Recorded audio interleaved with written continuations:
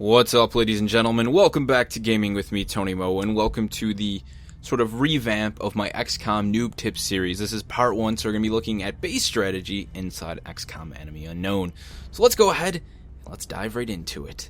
I'm pretty excited to be redoing this. I want to go ahead and reiterate once again, though, guys, this is still a series, a 2-part series aimed specifically at new players to the XCOM series. You know, new players to XCOM in general. You've never touched an XCOM game, you've never touched XCOM Enemy Unknown. You're digging into it, and you're trying to get the most out of it. That's what this series is all about. So let's go ahead and talk about base management. There's lots of hidden things inside of the XCOM Enemy Unknown base the game doesn't like to show to you, and I'll give you guys a few strategies to kind of keep, everything in line. So let's go ahead and we'll start from left to right with the research facility first. Now there's 2 options inside of the research facility. We can change our research project, and we can access research archives. These are all the things I've currently researched. You also notice that I've started a much more fresh game. I'm about 5 missions in, so I can kind of really, you can really get a taste of what it's like to be a noob, and I'll kind of put myself on your guys' level to explain, okay, this is what you want to do towards the beginning of the game, rather than showing you a character that's 40 or 50 missions in. So if we go into a research project here, we're going to have, there's going to be many options throughout the course of the game that you're going to be exposed to. New weapons to research, alien technology, aliens to autopsy. And that's probably one of the biggest things I want to talk about, because since I made the original video, my opinions have changed a little bit on the alien autopsy. Now, while I think, if you're really down to the nitty gritty and you really want to get that weapon because you're just not doing enough damage, go for the weapon research. Go ahead. At a later point in time, there's a good chance that Alien Autopsy will drop down to like a 1-day research project, and you can do it then. But at the beginning, I strongly recommend researching everything you possibly can. It's worth it, and for the most part, the weapons can really wait. But, it's going to be a personal preference. It's going to be something that you're still going to probably want to do your own opinion on. As you get to play the game, you become more comfortable with it. You're probably going to say, okay, well, here's the situation I'm in. I don't feel I really need to research that yet. Several of the aliens will give you pretty big bonuses. The Muton that you'll run into is one of the bigger guys. He will give you an ammo conservation bonus that will become available in the Foundry that I strongly recommend doing the autopsy on him to get that bonus, because it's going to allow your guys to be able to fire a lot more rounds before having to reload. But in general, it's going to be hard to kind of put yourself away from the ability to get beam weapons. And eventually, go for it. Take your allies, take the fragments, and go ahead and research those beam weapons. But I'm going to go ahead and I'm going to research the alien materials, which is going to allow me to create better armor for my guys, which is a very important aspect of keeping your squad mates alive.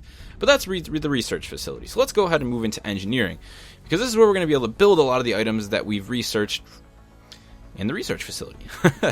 So you can see we can build and buy items. I've already got a couple things in here. The scope, which basically increases your soldiers' aim ability, increases their critical hit potential, their percentage of hit on different areas.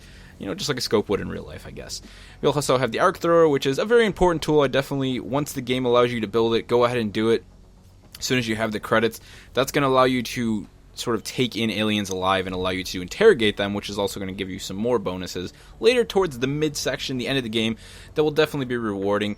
While it is a very difficult thing to capture an alien alive, I wouldn't do it until you increase the armor of your squad mates quite a bit. The arc thrower is definitely something worth getting early on. And then med kits are very important. I would, make sure you research the med kit, at least one, right away, so you can get a medic on your squad as soon as possible. That's something we'll talk a little bit more about in part 2 in the combat scenarios. And then, of course, we have the satellites, which are going to be very important. You want to have as many satellites as possible being created during the beginning of the game. If you can afford to build 2 at a time, do it. It's going to be beneficial, and we'll get to that in a little bit and explain why that's important. But you can also see everything costs amount of credits, and it also requires a certain amount of engineers, which you can see on the bottom of our screen. We have 9 engineers. It requires 5 to make this. If we had the credits, we could do it because we have more than enough engineers.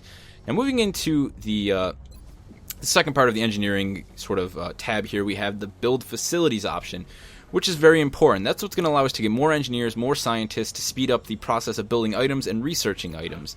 So if we go ahead, this is, at first, initially it's going to look like a lot of rubbish. You're going to be like, oh, well, what is all this? Okay, well, basically we have our 3 established, facilities already. We have a satellite uplink, which allows us to create at least 1 satellite, I believe, initially. We have our access lift, and we have another access lift. These lifts are what are going to allow us to reach the sort of lower areas of this mining facility underground, the XCOM facility, to expand our facility. A lot of facilities there. Now as we move over, you can see we already have some places that have been excavated that are going to allow us to build facilities. Now when we go into the facilities tab, there's a lot here. Now, the game is going to recommend some things as priority. I definitely always recommend, if the game says it's a priority, go ahead and do it, especially on normal difficulty. You know, it's still very much a much simpler game. There's a lot less of a focus on these really complex builds and making sure everything is running mathematically. You know, you still can have fun with the game. Go ahead and do the priorities. But then you'll see we have all these other options. We have the laboratory, the workshop, satellite uplink, power generators, officer training school, and the thermo generator. You're also going to be able to get many, many more facilities as you go throughout the game. But the biggest thing to take note of is the adjacent bonuses for all of these items. They all have adjacent bonuses. Now, what does an adjacent bonus mean? That means if you build a laboratory next to a laboratory, a satellite uplink next to a satellite uplink, if you build them adjacent to one another, you will get some sort of a bonus. So we can go ahead and you can read all these bonuses. Now, if you take the time to read, the game does explain a lot of things to you. You know, it does a surprisingly good job of that. It just kind of, you know, makes it really hard to actually figure out what to look at first. But if we go into our workshop here, you can see we have an adjacency bonus of plus 7% refund on resources used when building vehicles, foundry projects, and facilities. Same thing goes for the laboratory, plus 10 increase to research speed for every adjacent laboratory. So when you are building out, when you're kind of planning this out, this is one thing you're definitely going to want to sit down, take the time to figure out where you're going to want to build what, how you're going to want to do it. Because once you build something, destroying it and having to rebuild it requires a lot of funds and a lot of time. It's not something you're going to want to do. So this is something to genuinely take your time and focus on. Even as a new player, sit down, you know, do some research, think about what you want to do, and in the end, it's just going to be much more beneficial. Now, while we're here, let's go ahead and talk about the satellite uplinks. And the satellites, I said those were very important, and they are. Because the only way to succeed in the world of XCOM is to make sure, while heading into our situation room here, that all of our countries are all happy. They're all fine and dandy, they're all alien-free, and they've got some XCOM buddies fighting by their side here. So you can see we can launch a satellite if we had one. I actually have one that's one day away from being created into areas that are in sort of trouble. Now you can see the bars here, they're pretty self-representative. One bar is obviously okay, they're in good situation. And then as it moves up, the color it will become color-coded to show that they're, you know, in more danger. Or in the case of the United Kingdom, where they're, you know, pretty much already in really bad shape. So we definitely need to get a satellite there as soon as possible. But this really just shows, you know, how important satellites are. And if you are wondering, well, how do you tell if a satellite, you know, is over a country? Well, number one, it won't say no satellites available. But if you look to the right of Germany here, where we have that green bar, that signifies it has a satellite. And we're also getting plus 100 per month from them for funds. So not only is it important to keep all these countries in the game to succeed, they also give you a ton of money. So, you know, satellites are important. Just remember that. Focus on building those, focus on getting those into the game. But while we're in the situation room, there's a couple other important tabs you really want to research and get used to coming back to every now and then. We have the XCOM finances, which is going to tell us our gross monthly income, and it's also going to tell us how much gets burnt every month on craft maintenance and facility maintenance. So you can see we lose 60 on our 2 interceptors and our Sky Ranger, and we lose 35 on an XS, 2 XS lifts, and an satellite uplink. So, you know, if you're the mathematician type and you really want to pay attention to how everything works out, you can come here, and the game also does a great job of just telling you right on the bottom, net monthly income, 180. So you can kind of look forward, you can look into the future and say, well, I'm going to have 180 next month, what can I buy, when can I buy it, you know, I need those satellites, you know, really just kind of balance out what's important and what's not based on the income you're going to be getting in the coming month.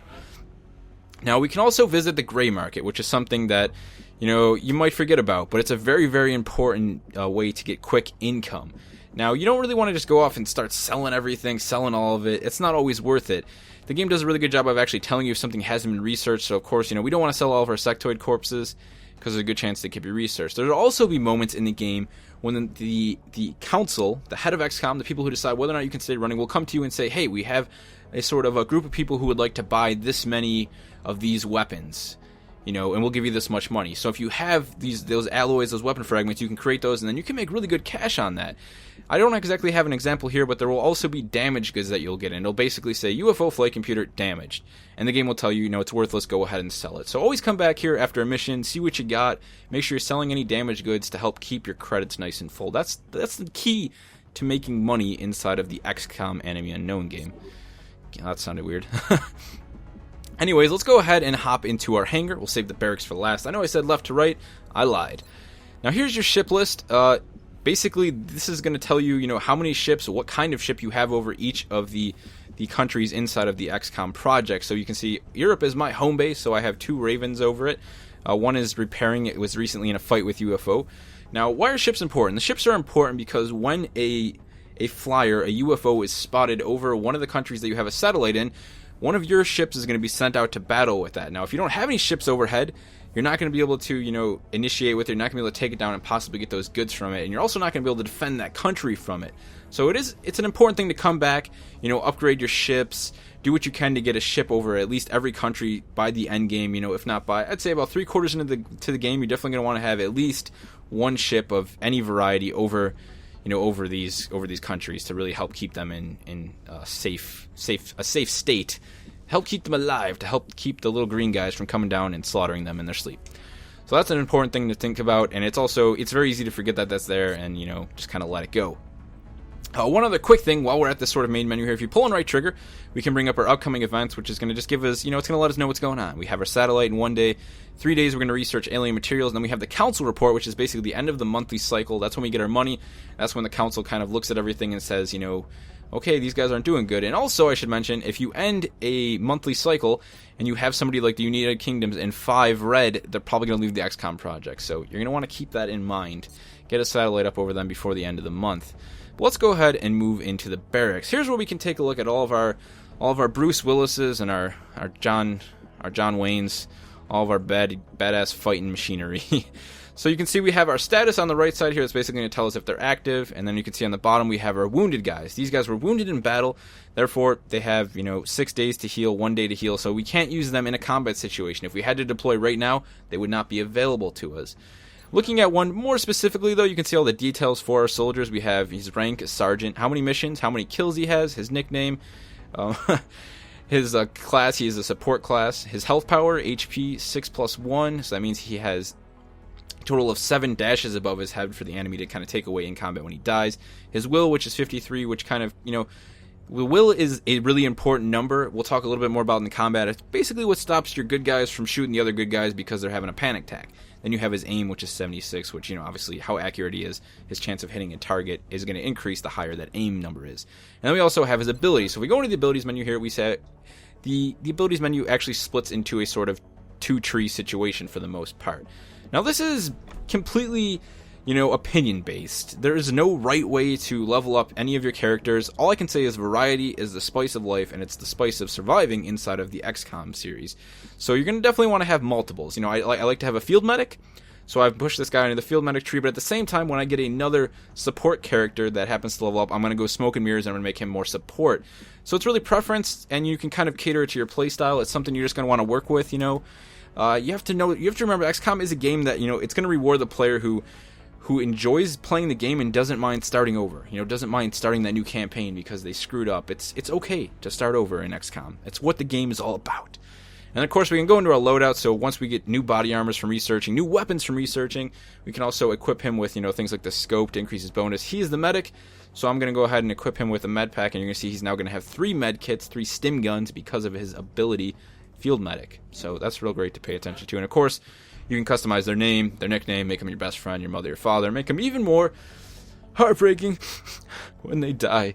And then you can make them look like a badass, facial hair, goggles, armor colors, all that good stuff. And then backing out, I'll go ahead and move out here. You can view the memorial where all of your loved ones have lost, and there'll be pictures all over the wall. The more people die, it's pretty sad. And then of course you can hire more soldiers if you could afford to do so. In the case that so many people have died, you have like 6 guys, you definitely want to keep the amount of soldiers you have up, because there's a good chance your best guys will get wounded. You won't be able to use them, and you're going to have to go into combat anyways. It's something that can easily be looked over. Towards mid-game, you're going to want to have at least like 20 soldiers, I would say, in the barracks at all times. It's a good number. But just make sure you pay attention to that. You can really hurt yourself from that. Moving back into engineering, there's one facility that I wanted to point out that I strongly recommend you build as soon as possible. That is the Officer Training School. Now, if you look and see what this says, it says increase XCOM squad size. So yes, you can have a bigger squad. You can earn promotion bonuses and unlock powerful combat medical techniques for your soldier. There's a ton of features inside of the Officer Training School that are very important. The one that beats out everything else, though, is the ability to have the heal time for your soldier. So if we go into the barracks, you can see right down here, Corporal Gowandoya Makuba has a wounded recovery time of 6 days. Now, in the mid-game, you're going to have lots of really powerful soldiers that are kind of your elite. Then you're going to have guys under them that you have to drag into combat that aren't that great and, have taken a lot of damage, they're not going to be able to do as well. And generally you want to have to kind of, have that, keep that amount of time that you have to fight like that as low as possible. And one of the abilities you can purchase inside of the officer training school is the ability to halve their heal time. So this guy, he's at 6 days right now. He would probably be done because I think he was around 14 days initially. So he'd be good to go, good to get back into combat. So just remember that. Get the officer training school going as soon as you possibly can. And then, of course, if we press Y here, we can go into our mission control. We can scan for activity. We can also see our upcoming events. I have a mission for the council. Do not, I repeat, do not turn down missions for the council. Whatever they are, do them. They give you a ton of good bonuses. They give you good cash. They're well worth it. But that's been a look at base management inside XCOM Enemy Unknown. I want to thank you guys very, very much for watching the original video. If you're somebody who's watched it and you're watching this as the rehash, I know the commentary is a million times better.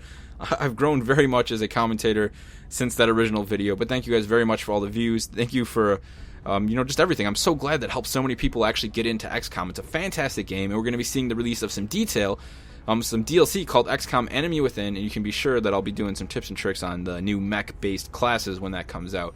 But stay tuned, part 2 for my XCOM Enemy Unknown new tips. The combat strategies, my revamped combat strategies, will be up probably several hours after you've watched this video. But thanks once again, guys, and I hope this video helps as many people as it already has. Till next time, it's been Tony Mo, and I'll see you guys somewhere in sci-fi-ness. Yeah.